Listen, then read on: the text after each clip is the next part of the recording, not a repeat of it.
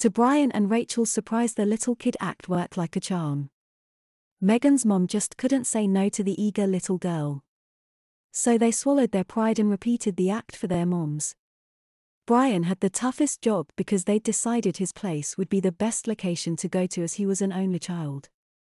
He had to convince his mom to have them all back. In the end though, it turned out to be a piece of cake. All the moms were eager for their children to make friends, or maybe just for the chance to socialize with other moms. Either way, the trio was soon gathered at Brian's house. The moms placed the kids in the backyard to play while they had tea in the kitchen. Of course, that allowed them to watch the children closely through a sliding glass door, just in case they got into any trouble. The backyard was no exception to the transformations the world had gone through. A plastic play place with a little ladder and yellow slide sat in the middle of the lawn. Along the side was a swing set with an attached slide of its own. Just beside that was a small sandbox shaped like a turtle. The lawn showed all the signs of belonging to a family with a growing little boy. The newish swing set had replaced the plastic play place as the boy reached big boy kindergarten age. The three friends headed as far away from their moms as they could, settling on their bottoms in the grass along the far fence.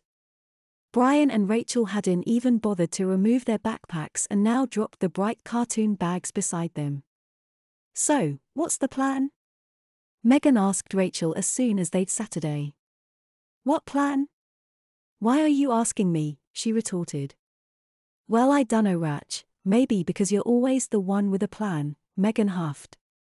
"Well, I'm sorry if having my whole reality change overnight has thrown me off my game a bit. I mean, I can't even read.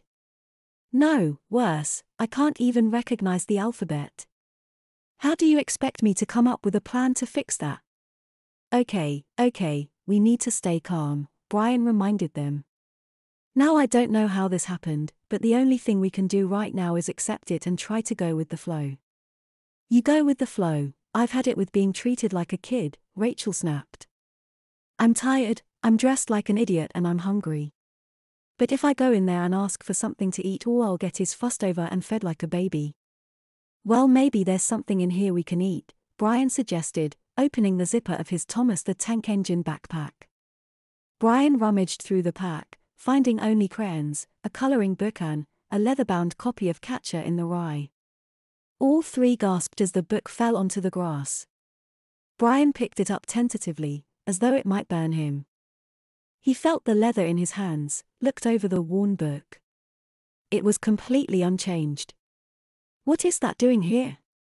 Rachel demanded. "I didn't put it in there.